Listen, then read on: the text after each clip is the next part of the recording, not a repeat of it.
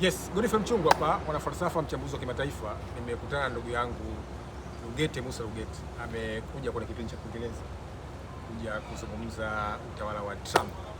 Sasa mimi sitaki kumuuliza maswali ya utawala wa masuala ya Trump.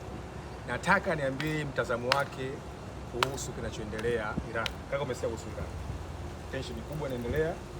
Trump anaendelea kujisifia, anasema kwamba anaweza kufanya kama alichokifanya kule kunazuia kwa Maduro.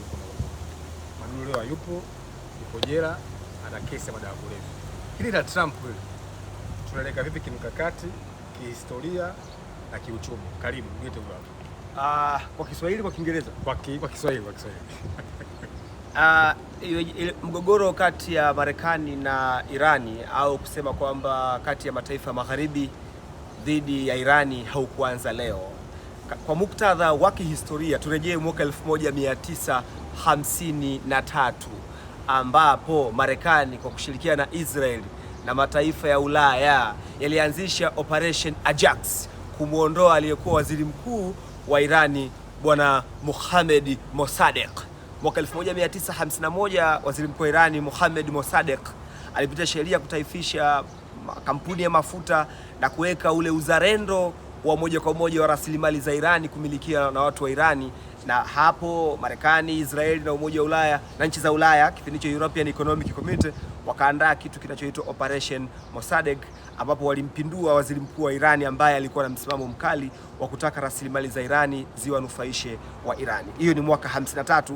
Kutoka hapo wakawa wameweka utawala wao unaowanufaisha, na kuanzia hapo hali iliendelea kuwa mbaya kwa mafuta ya Irani na rasilimali zingine.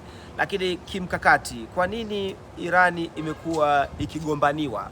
Iko hivi, kwenye elimu ya masuala ya ulinzi na usalama wa kimataifa kuna kitu kinaitwa Global Maritime Choke Point. Choke Point ni njia finyu za bahari ambazo zinazokutana, ambazo ni muhimu kwa masuala ya ulinzi na usalama na usafirishaji. Ndiyo maana Marekani, Umoja wa Ulaya pamoja na Israel wana ndoto za kumiliki milango bahari na maeneo ya kimkakati ya usafiri wa bahari ili kuweza kumiliki ugavi. Mfano, Irani ni eneo muhimu la usafirishaji wa nishati. Karibu 35% wa mafuta duniani yanasafirishwa kupitia mlango bahari wa Hormuz, yani the Strait of Hormuz, ambao ni mpakani kati ya Omani pamoja na Irani. Na huku upande wa Omani tayari Marekani na kambi 4 za jeshi na mataifa mengine duniani. Kwa hiyo ana mpango wa kumiliki eneo.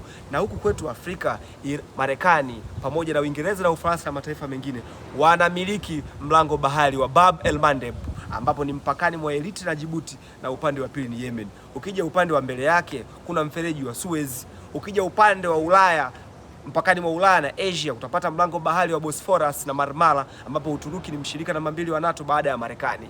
Kwa tunakwenda, ukienda kule South China kuna mlango bahari the Strait of Malacca, ambao ni Malaysia, Indonesia na Ufilipino. Lile eneo China analazimika kulipa kodi kubwa kwa Marekani ambayo ameweka military base. Ndio maana China ameamua kutumia mbinu mbadala kwa kujenga barabara yenye kilomita 1400 kutoka Xinjiang mpaka Guangdong, Pakistan, ili kutafuta njia ikiwa tu mlango bahari utafungwa.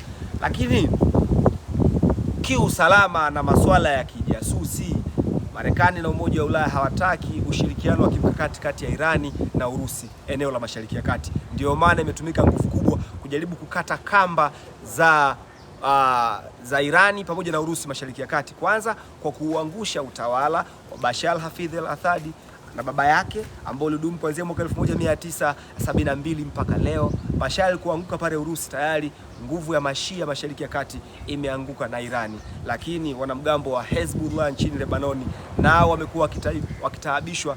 Tunaona mgambo wa Katabu Imam Ali kutoka nchini Iraki nao wamekuwa wakitaabishwa. Lengo la Marekani na Umoja wa Ulaya ni kuhakikisha kwamba Urusi pamoja na Irani wanakosa washirika, na ikitokea vita kubwa wabaki wapweke. Lakini swala la msingi ni kwamba kwa nini utawala wa Marekani hauheshimu sheria za kimataifa? Is international diplomacy matters the most under the Trump administration? Yes. Umesikia hapo huo uchambuzi wa kimkakati. Mimi nimekuchambulia sana kuhusu masuala ya Irani, kuna itamani vile vile upate uchambuzi mwingine. Safi.